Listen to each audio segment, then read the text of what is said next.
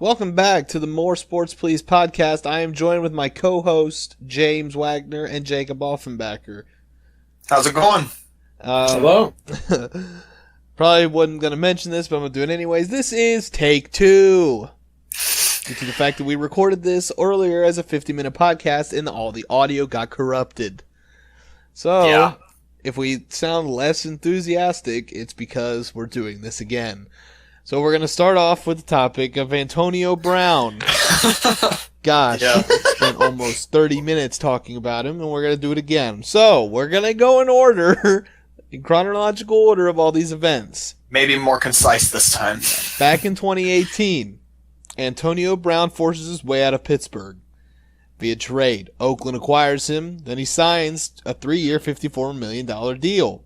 Then he burned his feet in a cryotherapy chamber, not wearing proper foot attire. Then the whole helmet saga. Then he missed practice time. Mike Mayock was pissed. AB shows up, and he gets fined for missing the practice time. He gets into it with Mike Mayock, and I quote, calling him a cracker and almost punching him. So they said he's not going to play against Denver Monday. Well, he apologized the next day. Then they said he will play against Denver Monday. But Mike Mayock said, you're not getting off easy. You owe me $200K. Brown was pissed. They took away his guaranteed money. AB said, nah, I don't want to be a Raider anymore. Cut me. So they did. And just about 6 hours from recording this podcast, he signs a 1-year, $15 million, $9 million signing bonus with the New England Patriots. Absolutely crazy. Yeah. It's this whole saga. I know we're kind of drumming on the same beat as everyone else, but it's just been an absolute circus. And excuse me, I just don't know what to say. That's already been said, or not already been said. It's not stopping anytime soon. He's insane. He's got a CTE. I guarantee it. He's going crazy. Now he's New England's problem. But, I mean, he's going to make New England a better team regardless. His talent is – he can't deny his talent and work. If he stays out of enough trouble to play the game, then, of course, he's still good.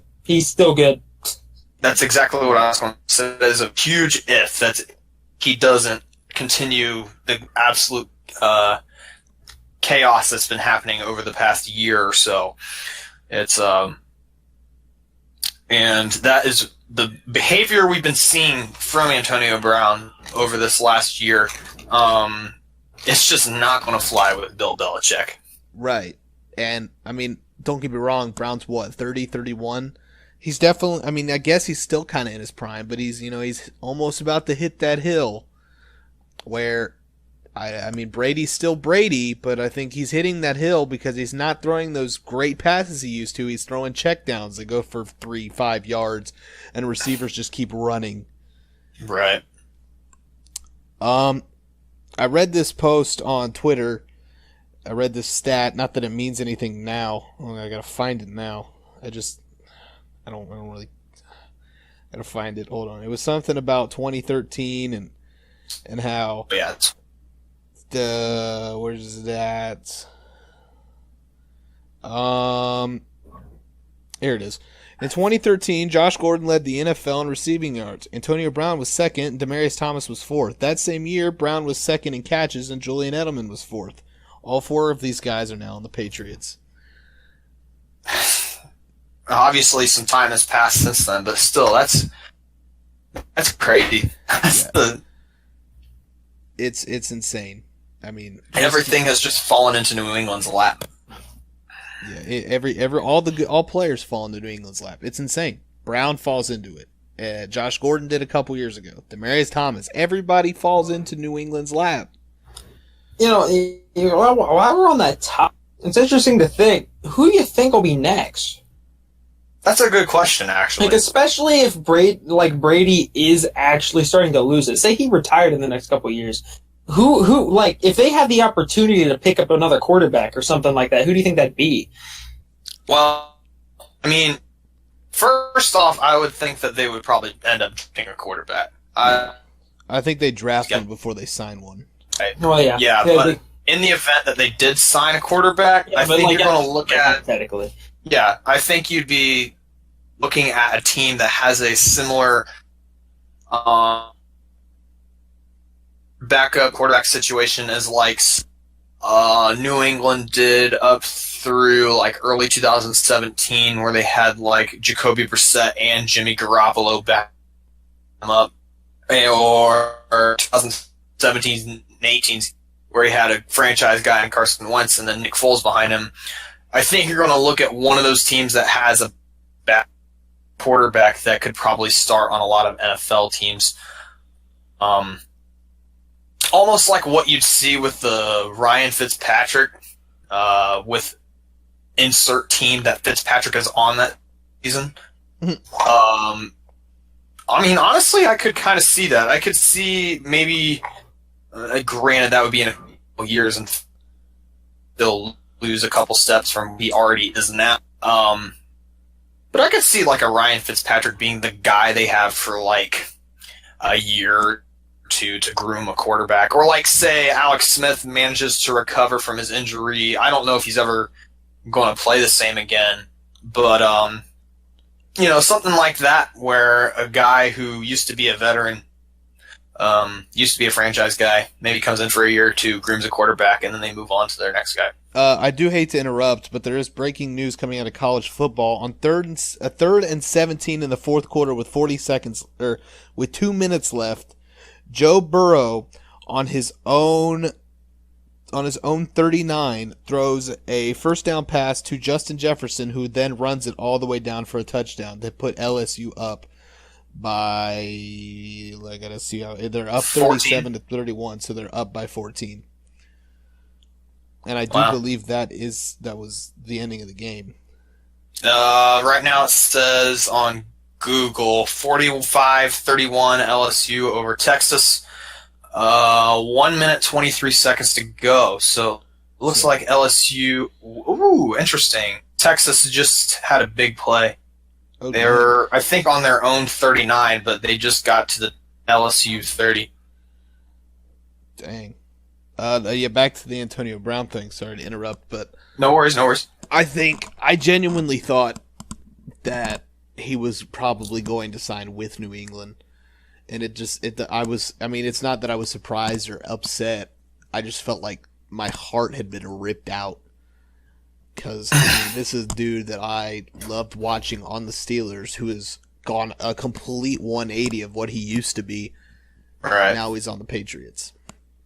And I get that's also got to be crazy to you, because I know in the past couple years, obviously, you hate my Bengals, you hate the Browns and the Ravens because it's division rivals. But I think the team that I've seen you really, really despise more than any other, and the team you want to see fall more than any other, is the Patriots. And you have relented New England for a long time, and a lot of NFL fans do, because it's just the team that's on top. It's the dynasty.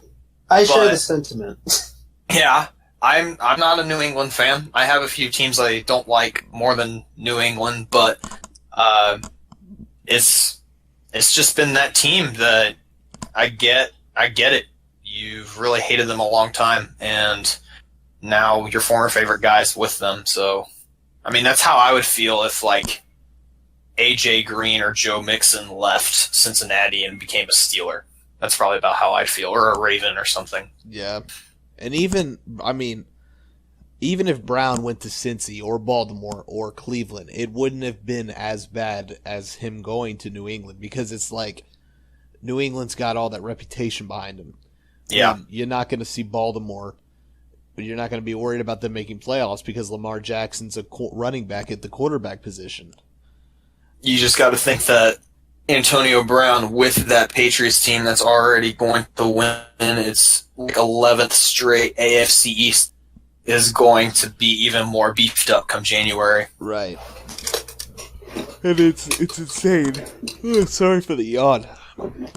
It's late out here. It's almost 11:30 p.m. Moving on from Brown. I'm sure we'll probably talk about him a lot next week. We got Julio Jones. Yes. Signed a 3-year, $66 million. I love that I signing. can't remember what you told me was guaranteed, but 64 million guaranteed. About like 97% of his contract was guaranteed money, and which he definitely Love deserves it. Julio works his ass off. He doesn't hold out. He doesn't talk bad about his teammates. He doesn't create drama. He definitely deserves it. he's just that guy that goes out there on the field, dominates, and he got his money. And I just love seeing stuff like that when people earn it and get what they deserve. Right. And I like Julio Jones. I think he does a good job. Yeah. Great take, James. I think Julio Jones does a great job at his position. He catches the ball.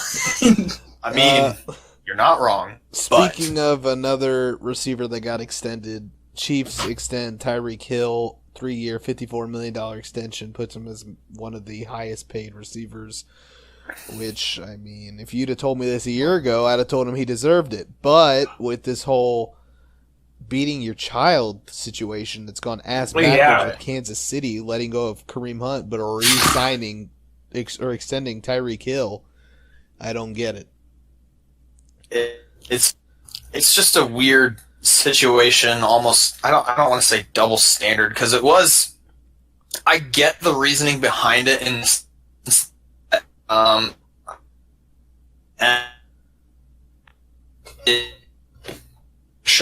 and there was video evidence of Kareem, but still, just the fact that immediately after all the controversy took place, right after go and extend. I mean, they gave it a little bit of time between. I think it was about a month ago or so that they said they wouldn't suspend him, but still, it just seems really soon, and it's just really difficult to root for him now. I mean, my personal take on it is if you do anything to a child, I mean, it's just kind of, I don't really necessarily think it's forgivable, because I'm usually one for people being able to change, but come on. Yeah. They can't fight back. You're right. Literally taking the lowest blow you could possibly take on anything. Mm-hmm. By hurting, especially your own child. It's like... Yeah. Why? I don't know. That's just kind of the situation we all feel. It was just, we don't know, and we all agree that we don't think he deserves it. I still definitely to be on a team. But here's where we are. Moving on to better situation in Pittsburgh. Hayden inks a 2-year deal, agreeing to some amount of money. I don't know what it is. I don't have it on here. But he signs a 2-year deal extension, which is great news for Pittsburgh because he is the only cornerback that has been a lockdown corner for Pittsburgh. I don't know if my audio cut in and out during that. Yeah, I think it did. I didn't hear you at first. Okay. Yeah. Joe Hayden signing 2-year deal. I don't know how much it was. I'm repeating myself because I know the people at podcasts are definitely going to be able to hear me. But nonetheless, I digress. I'm going to look that up. I'll see what his contract is. You do that. I'll let you know about more news. Jets hire Hines Ward as assistant coach. It's really nasty to see Hines Ward in green. Tell you that much. By the way, I have the contract up. He got a 2-year extension, worth up 20. Yeah, I agree. Worth up to.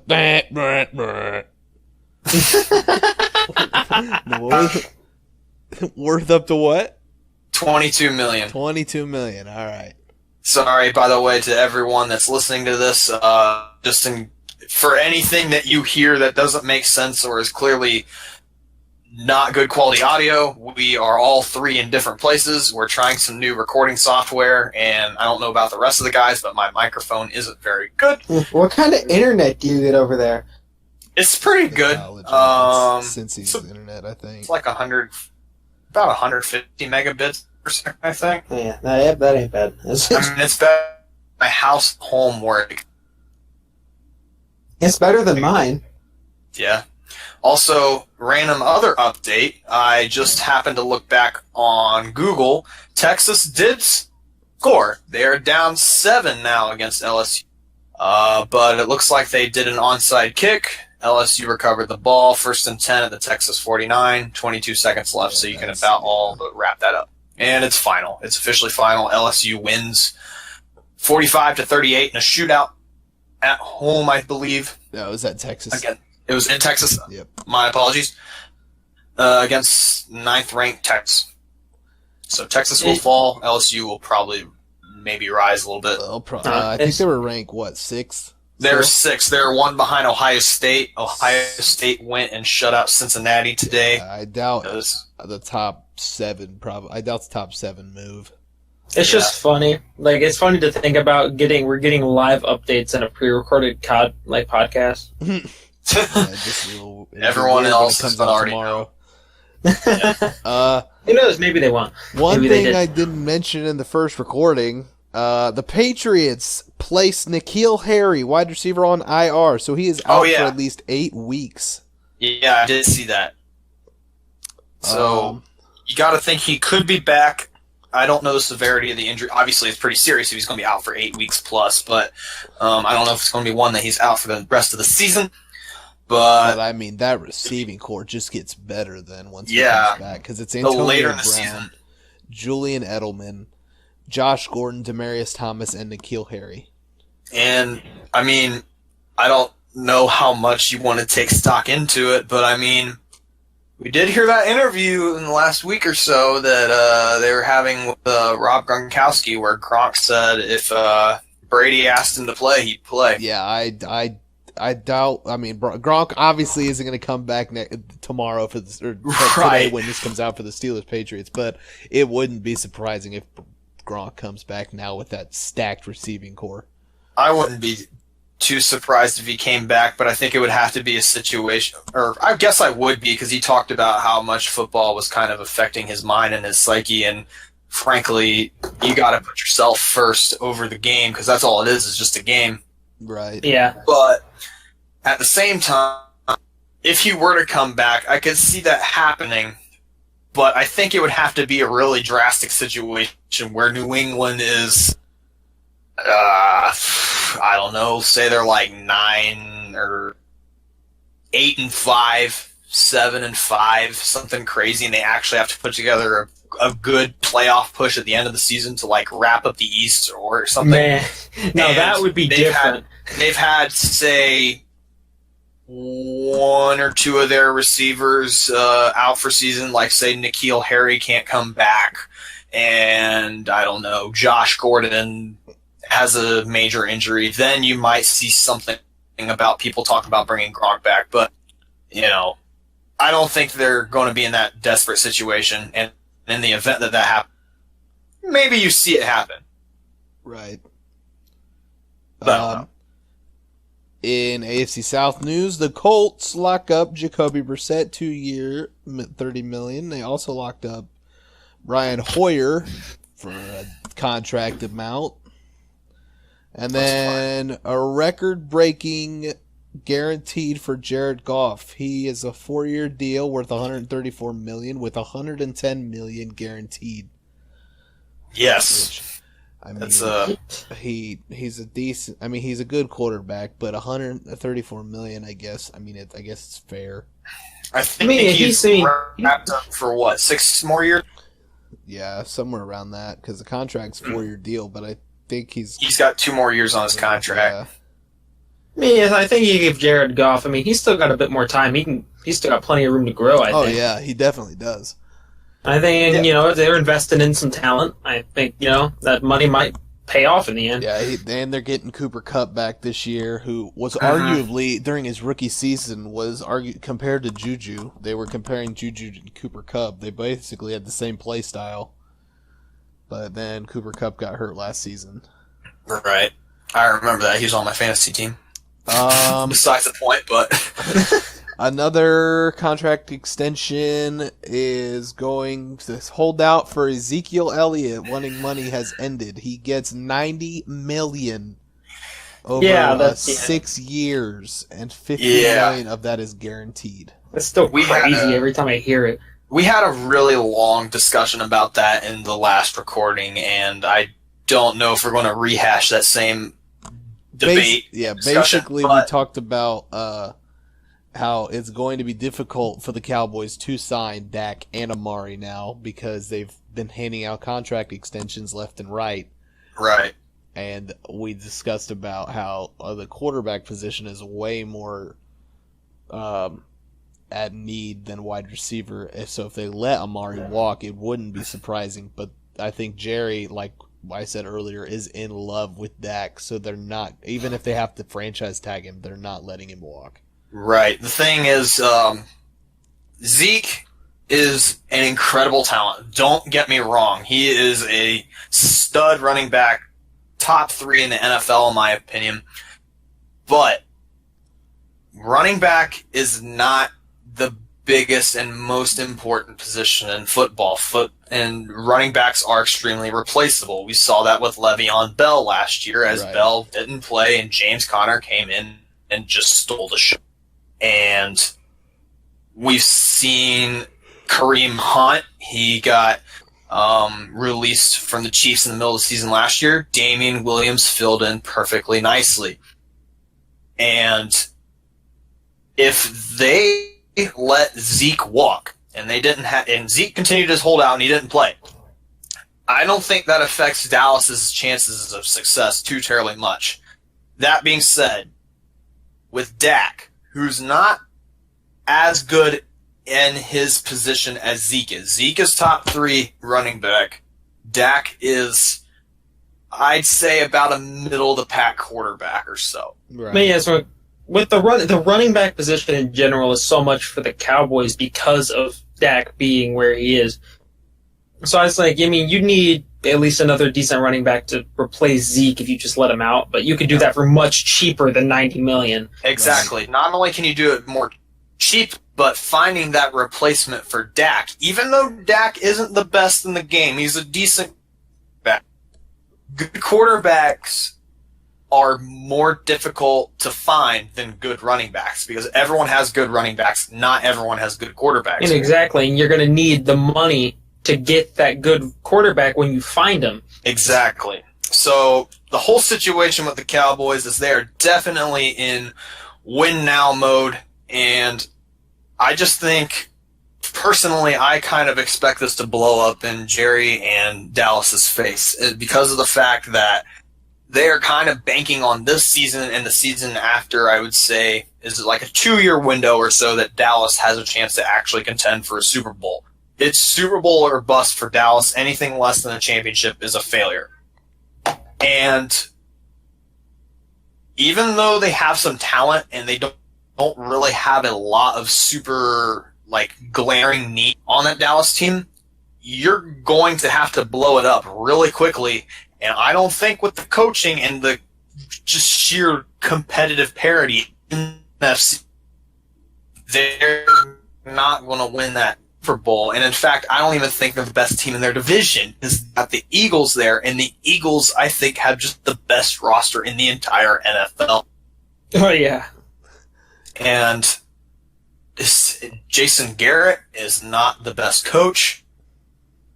No, You got a team. you're not winning a Super Bowl with Jason Garrett at the helm. It's just you're not.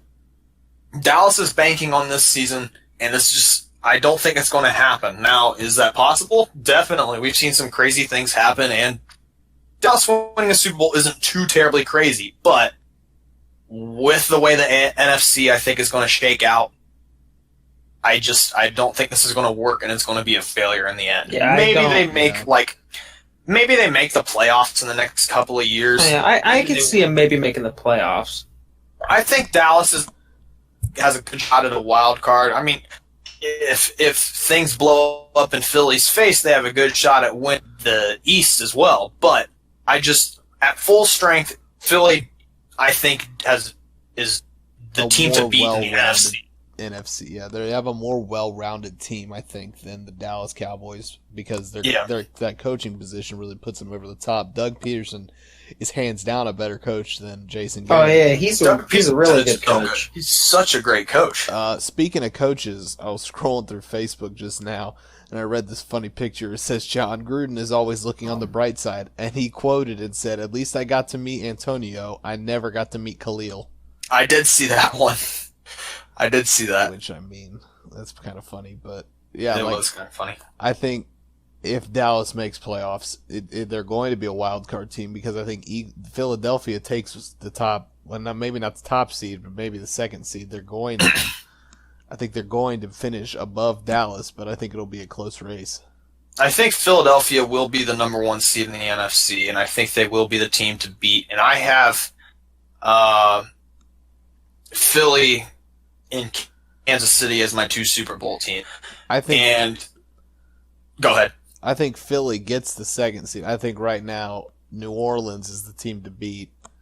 I don't see it. I don't see it in New Orleans, honestly. I think last year was kind of the season that everything broke their way, and you kind of have that feeling of like they were going to win. If they were going to win it, it was going to be last year. This year, don't get me wrong, that Saints team is still so good. They're going to make the playoffs. They're going to probably appear in conference title game. I just don't see them winning the Super Bowl this year. I don't know why. I just don't. I think Philly runs the table in the NFC, and I think that they go for the second time in 3 years, and Kansas City finally appears in the Super Bowl for the first time since, I think, Super Bowl 4. Dang, that's 50 crazy. years later. They've won one Super Bowl. It was Super Bowl 4. They were in the first Super Bowl against Green Bay, but got slaughtered. They won the 4th one, and I don't think they've ever been back. Dang. I think this is the year that Kansas City finally gets back to the Super Bowl. I was scrolling through Facebook. I've been sidetracked. The Eagles proposed to the Chargers a running back swap between Melvin Gordon and Jordan Howard, but the Chargers politely declined. Right. Which would have been crazy because who knows how Philly would be able to even pay Melvin Gordon. Mm-hmm. They would have had him for like a season. If that. And then had to let him go. I don't think they even... Yeah, they don't need it to do good. I was going to say, yeah, exactly. Philadelphia has been that team that over the last few years has just been absolutely killing it with like having... I remember I said it in the second episode of this podcast, the first one I was on. Philadelphia never has a top 5 super dominant elite running back like Zeke or a Saquon or a Le'Veon Bell. They just have a running back by commit room with 1 or 2 guys who tend to share, the bulk of the carries. Yeah. But it's just so good. They do such a good job spreading the ball around, and they have such a good running back core, even though they don't really have a top end running back. Right. That running back core it's pretty good. They've got Jordan Howard. They've got rookie Miles Sanders out of Penn State, and Darren Sproles came back and re-signed for a year. I mean, yeah, that also really helps because, the guys they always got are pretty good. And being able to just rotate them out and know you still got another good guy who isn't, tired because, he hasn't played yet or he hasn't played in a few, snaps, it's a lot. It basically turns your 3 good running backs into 1 really good running back. Right. I mean, let's just look at 2 years ago when the Eagles won the Super Bowl. Wendell Smallwood, he's now Redskin, correct? Yeah, Wendell Smallwood's this Redskin. And then they had him, they had Jay Ajayi, Darren Sproles obviously still there, Corey Clement, LeGarrette Blount, and they just rotate these guys in and out, and even lose some of these guys. It's also, they just replace them with other people, and it still just works. I commend Philly for right. Yeah, Philly does a great job with the running back core, and it's still crazy to think about. Jay Ajayi is still on free agency. Nobody has signed him. Oh yeah, he Sammy, what do you think with J.J. still on free agency? What do you do in Dallas's situation? Why pay Zeke $90 million when you could probably give J.J. a lot less than that and still have a good running back? Exactly. And I mean, there are definitely teams out there that need a running back. Houston, after having Lamar Miller go down, so what, you have Carlos Hyde? I mean, dude's all right, but he's not an every down running back. You got Duke Johnson as well. Duke Johnson, yeah. But if you get J.J. in, that makes you have 3 running backs you can rotate from, which would be phenomenal for the Houston. That would be like we just said. Like we just said, you see from the Eagles that works really well a lot of the time. Right. And I don't mean to come across as that the three of us are all really big Philly fans. In fact, the only one here that you guys probably know is an Eagles fan is Gavin, and he's the only one that's not on this podcast. No, the Eagles are just good, and I really can recognize the Eagles are doing a lot of stuff right exactly. now. We just kind of have to recognize, hey, the Eagles, they're just that good. They have, I think, the best roster in the league, and I have no reason to say I don't think this team's going to go extremely far this season. I don't trust Wentz.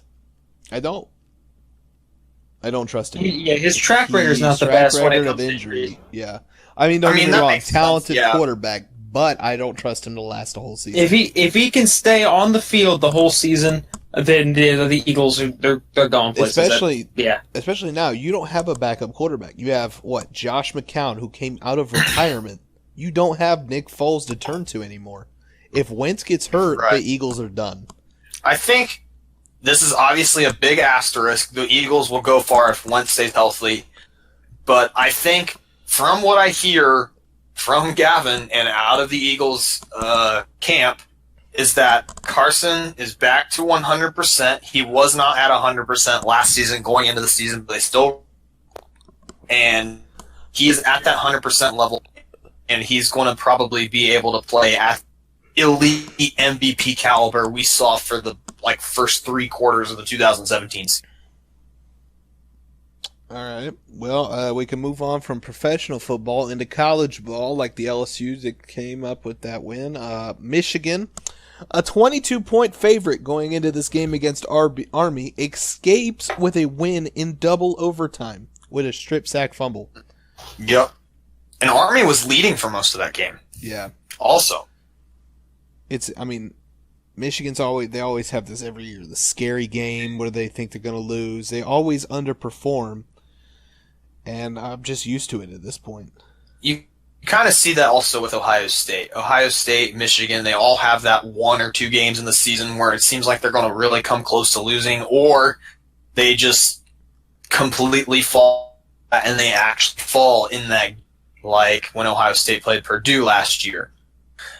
And yeah, that just kind of seemed like that game for Michigan. And I don't know. I've been hearing a lot of people talking about Michigan getting this being the year for Michigan, but I kind of feel the way about Michigan as I feel about the Saints this season, is that I just feel like last year would have been the year for the Wolverines if they were going. Right. And they did it. I don't think I see it this season. And speaking of Ohio State, they killed the Bearcats. Yeah. For everyone. 42-0. Yeah. Everyone that listened to the podcast I was on knows that I go to Cincinnati, so obviously I was watching that, and obviously didn't go the way we wanted it to go. It wasn't the best, but I do also want to take a moment and not try to capitalize on a bad situation or anything. I just want to give recognition and well wishes to Kyreek McDonald, the safety that plays for Cincinnati. Actually transferred from Alabama, their national championship team. During the game today, he had a seizure in the middle of the second quarter, and he got carted off of the field. I don't really have anything to say aside from that. He had a excuse me, Medical health history history. with seizures. He actually, I think, had one. I saw somewhere he had one on the sideline during the national championship game like 2 years ago, and that happened today in the middle of the game. I haven't heard anything since then. I actually looked it up a little bit ago. I haven't seen any updates, but he was responding earlier in the game or during the game when he was on the cart and they were talking to him. Just want to say he's in my thoughts. He's in the thoughts and prayers of Bearcats Nation, and I wish him nothing but the best, and I hope he's doing all right. As do we. We wish him nothing but the best. More college football. Sorry if I sounded a little like ignorant or something when I said that. I am super tired. No worries. It's been a long one. We already went through all this earlier, and we're trying to get through it again. So I was like, I'm still some more excited for next week because we'll have the whole games to base off. Yeah, we'll have a whole bunch of games to talk about. Right. Here's something we didn't go off of in last one: the 2 college updates, one that just popped up and one that's been there. North Carolina beats Miami with a 10-yard touchdown drops, which puts the Miami Hurricanes, to 0-2 for the first time since 1978. Think that's crazy? Listen to this one. wow. BYU beats Tennessee in double overtime, which drops the Volunteers to 0-2 for the first time since 1988.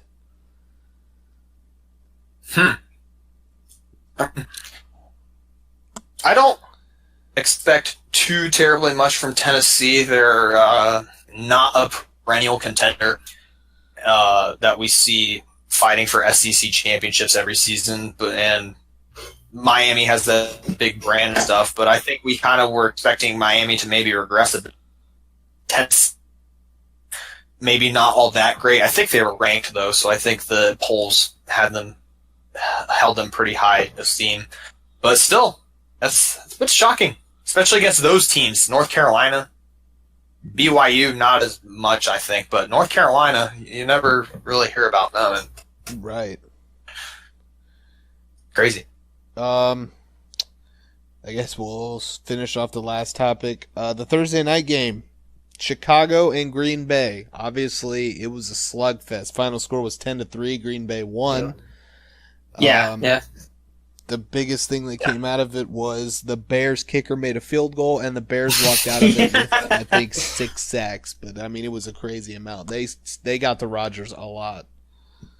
That was the most high kick or most excited I've ever seen a fan base in a stadium be about a kick in the middle of like the second quarter of the ball game. Yeah, it was great. Yeah, it was fun to watch.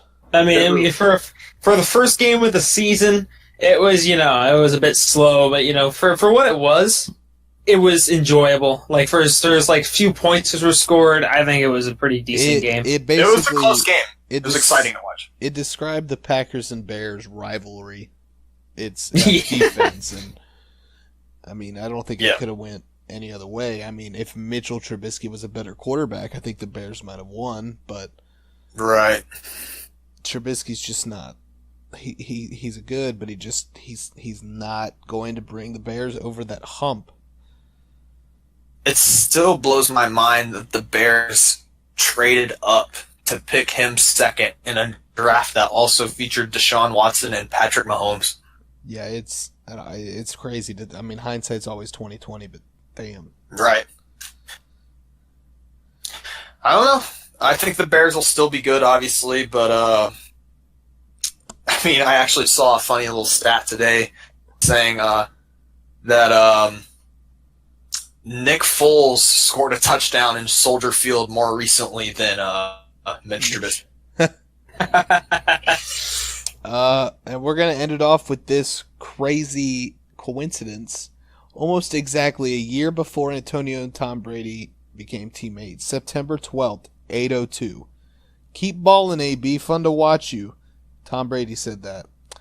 About 3 hours later, what an honor from the GOAT himself. Amazing to witness and watch you 6-round guys. September 12th of last year. nearly a year later. Wow. Crazy. All right, that has been the 4th episode of the More Sports Please podcast. I promise you we will be more enthusiastic next time because we will get it right on the first time. Hopefully. Sorry about that, everybody. Yeah, I apologize for that. This one is definitely going to be more short than any other one we put out. Yeah. So there's still only been one game that's happened so far. So, And we'll probably be covering a bit more on other sports later, especially as the NBA and hockey seasons get going, and I'd say MLB playoffs. But lately, I don't think there's been too terribly much crazy news. No, not really. Most of it's just been NFL getting started, and College football. yeah. But this is also the part of the season in college football where you're going to mostly see the big time teams take on the small teams. So there's not as much except in terms of like the 1 or 2 games like the LSU versus Texas, or like when teams get upset. So, All right. Well, thanks for joining, guys. Make sure to come out next week and watch the episode or listen. Thank you guys for joining, and goodbye.